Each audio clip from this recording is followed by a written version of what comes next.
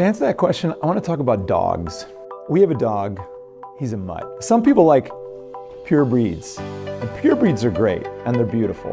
But you ask any vet, and what the vet will tell you is mutts are actually much stronger, much healthier, and they tend to live longer. Some seminaries are raising purebreds, and there's wonderful things about that. But there's not a lot of ethnic diversity, theological diversity, regional and geographic diversity. That's not what we're doing here at Biblical. We have people from all over the world. We have people from all theological and denominational backgrounds. We have a lot of ethnic diversity, gender diversity. We're raising mutts.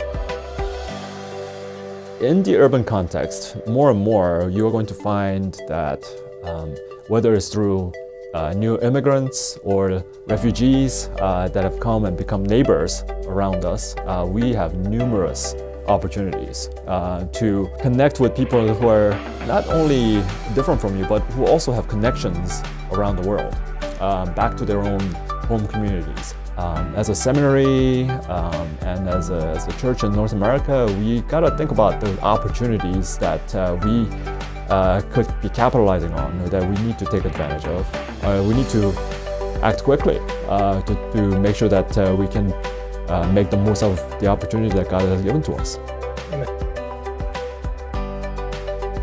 When we read scripture, we see God's heart for the world. He is after kind of this really beautiful structure of community where people live with nature and people interact with each other and people live with their God all in one place, and that's beautiful and ideal. And it got broken along the way, and God's been in the business of fixing it ever since. And I think we are invited to join him in his really big story.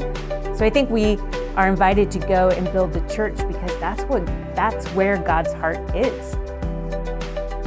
When I came here 11 years ago, two really impressive students I met.